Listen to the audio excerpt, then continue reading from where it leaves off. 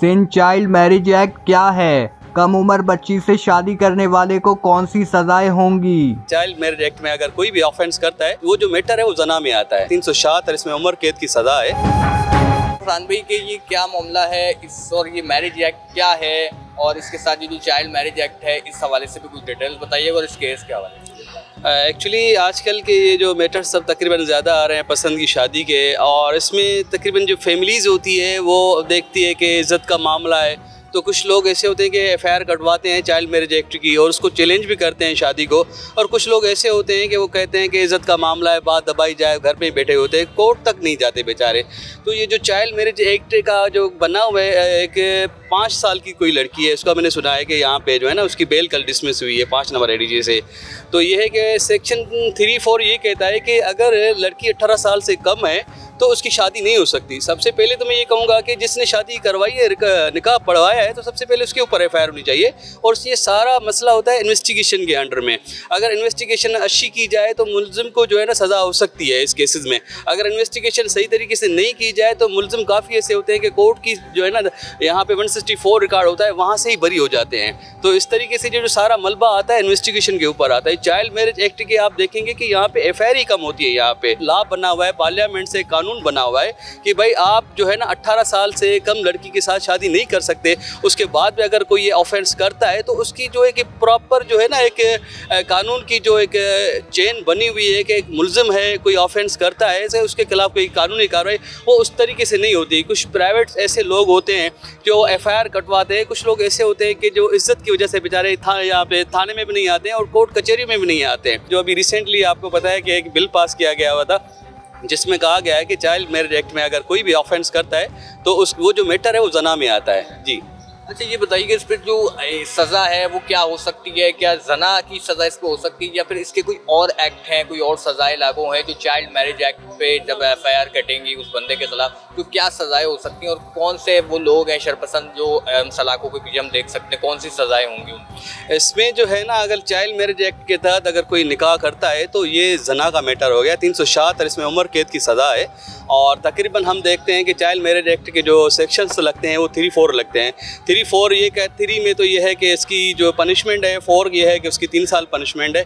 अगर ये मैटर अगर मेडिकल प्रॉपर हो, इसका लड़की का पता चल जाए कि भाई इसकी जना हुई है तो ये उम्र कैद का मसला है, उम्र कैद की इसमें सज़ा दी गई है। तो अभी जैसे ये केस जो अभी सामने आया वेस्ट की अदालत का, जिस तरह उसमें भी इस बात की निशानदेही हो गई कि शादी की 5 साल की तालबा जिसके ऊपर ये 13 साल बताइए 5वीं क्लास की, तो ये मुझे बताएं इस पर अभी क्या हो सकता है? जिस तरह अदालत ने एक फैसला दिया, मुस्तरद कर दी, उसकी जो मनसूख कर दी जमानत, इसके बाद मुलजिम भी फरार हुआ, तो ऐसे के खिलाफ क्या होगा? क्या डबल सजाएं होंगी कि अदालत से फरार होने की भी होगी इसमें कोई दफ़ा, या फिर इसके अलावा उसी एक्ट के तहत इसको जो है वो अंदर किया जाए? मेरे भाईजान ये जो केस है ना 376 का मैटर है, क्योंकि एक बच्ची है, उसकी उम्र ही नहीं है शादी की, और ज़बरदस्ती है कि उसने क्या किया होगा, कोई जाली निकाहनामा बढ़ाया होगा या कोई ऐसा कोई जाली डॉक्यूमेंट्स बर्थ सर्टिफिकेट लेकर आया होगा कि भाई ये लड़की जो है ना इसकी एज इतनी है, 18 साल है। लेकिन ये होता है कि इसमें तकरीबन जो मैंने आपको बताया कि पार्टियाँ जो होती हैं, जो फैमिलीज़ होती हैं, वो इज़्ज़त के मामले में यहाँ पे आती ही नहीं है। वो बेचारे वहाँ पे कहते हैं कि अभी लड़की गई, शादी हो गई, बात ख़त्म। बताइएगा कि वो लोग जो डरते हैं थाने से, कोर्ट कचहरी से, ऐसे मामलात में उनके लिए क्या एडवाइस है, क्या मैसेज है? मैं उन फैमिलीज़ को ये मैसेज दूंगा कि अगर आपको यहाँ पे थानों में इंसाफ नहीं मिलता तो कोर्ट कचहरियाँ खुली हुई है, यहाँ पे इंसाफ सबको मिलता है। रिसेंटली एक वाक़या हुआ था कि एक बंदे ने किसी बहन के भाई को मर्डर किया हुआ था, वो यहाँ पे बेल करवाने आया था, तो बहन ने उसको आइडेंटिफाई किया हुआ था, जिसके बाद हमारे दोस्तों ने उसको उसकी वकालतनामा दिया उसके केस में। उस मुलजिम की बेल लगी हुई थी, वो बेल डिसमिस कराई, अभी वो बंदा सलाखों के पीछे। तो मेरी उन फैमिलीज से तकरीब यही रिक्वेस्ट है कि आप अगर देखती हैं कि थाने में आपसे हज़ारों सवाल ऐसे किए जाते हैं कि बंदा इज़्ज़त वाला जो होता है वो कहता है कि यार अभी मैं इनके सवालों के जवाब दूँ, या मैं अपनी बच्ची को ढूंढूँ, या मैं अपनी बच्ची के इंसाफ के लिए मैं भागूँ। तो मैं इनसे यही दरख्वास्त करूँगा कि कोर्ट कचहरी यहाँ पे खुली हुई है, यहाँ पे आ जाए।